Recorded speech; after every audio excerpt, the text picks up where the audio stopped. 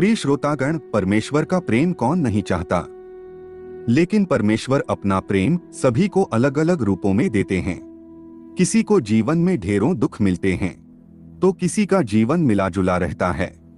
लेकिन एक सामान्य व्यक्ति के साथ जब भी कुछ बुरा होता है तो वह एक बार यह अवश्य ही सोचता है कि पता नहीं क्या परमेश्वर उससे प्रेम करते हैं या नहीं।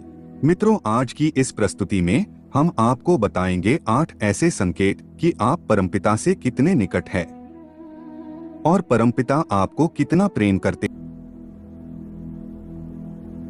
मित्रों, अगर परमेश्वर आपसे प्रेम करते हैं तो उसका पहला संकेत यह है कि आप जो भी करोगे उसमें आपको सफलता नहीं मिलेगी, आपको विफलता ही मिलेगी।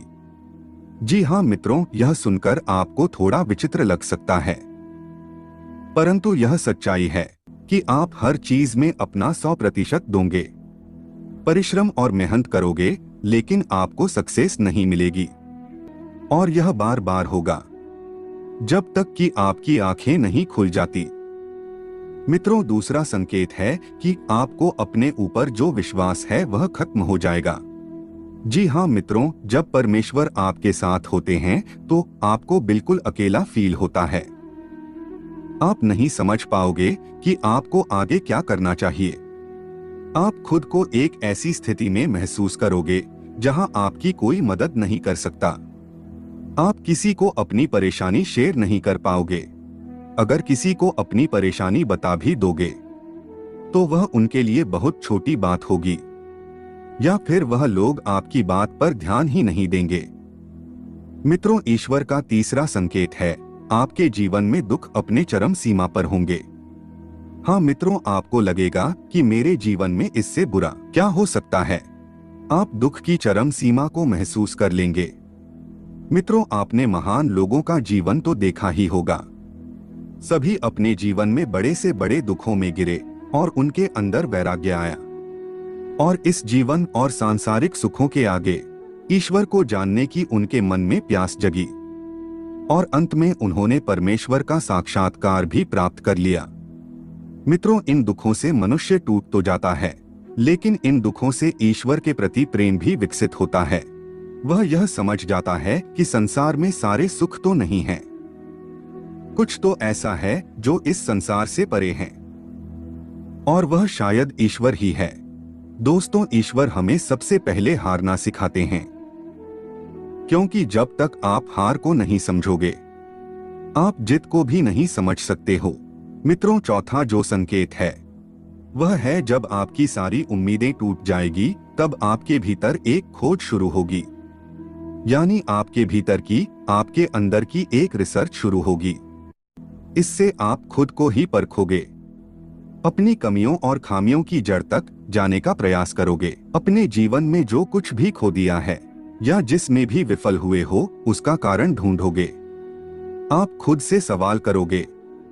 मित्रों, यही वह वक्त होता है जब आप अपने अंदर से, आत्मा से जुड़ने लगते हो और आपके जीवन में एक नया बदलाव आता है। दोस्तों, पांचवा संकेत है आपके चरित्र में, आपके व्यक्तित्व में बदलाव आता है।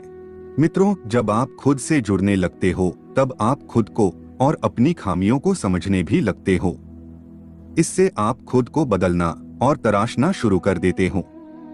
आप पहले से ज्यादा शांत, स्थिर, चीजों को गहराई से समझने वाला बनने लगते हो।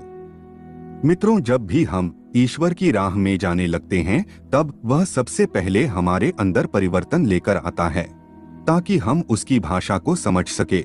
मित्रों, जब तक हम परमेश्वर के गुणों को नहीं समझ सकेंगे तब तक हम ईश्वर और उसके प्रेम को भी नहीं समझ सकेंगे। इसीलिए ईश्वर हमारे अंदर बदलाव लाते हैं, हमें उनकी भाषा को समझना सिखाते हैं, चाहे फिर वह दुख हो या कोई और खास अनुभव। छठा संकेत है आप किसी भी चीज में हार या जीत का अनुभव नहीं करोगे। मित्रों, यह वह वक्त होगा जब आप बदल चुके होंगे, आपके अंदर बदलाव आ रहा है। अब आपका जीवन के प्रति दृष्टिकोण बदलता जाएगा, जिससे सांसारिक जीवन में घट रही घटनाओं का आप पर असर कम होगा। बाहर सांसारिक जीवन में घट रही घटनाओं को आप एक नाटक के रूप में देखना शुरू कर दोगे, न कि एक वास्तविकता के रूप में। आपके अंदर साक्षी भाव आ जाएगा आपके लिए संसार महज एक नाटक होगा, इससे ज्यादा और कुछ भी नहीं। दोस्तों, 7वां संकेत है, जब आपको यह महसूस होने लगेगा कि आप ईश्वर के बहुत निकट पहुंच चुके हो, तभी आपके जीवन में सबसे बड़ा झटका लगेगा। मित्रों, यह परमेश्वर की सबसे कड़ी परीक्षा होती है। यहाँ पर आपका विश्वास, आपकी बुद्धि, हर चीज तोली जाएगी जो कुछ भी अभी तक आपने अपनी यात्रा और साधना के द्वारा सीखी है। इस वक्त आपके जीवन में ऐसी परेशानियां, दुख या फिर इतना ज्यादा ऐशो आराम आ जाएगा कि आपको वाकई लगेगा ईश्वर तो कुछ भी नहीं है। वह केवल एक झूठ है, एक भ्रम है।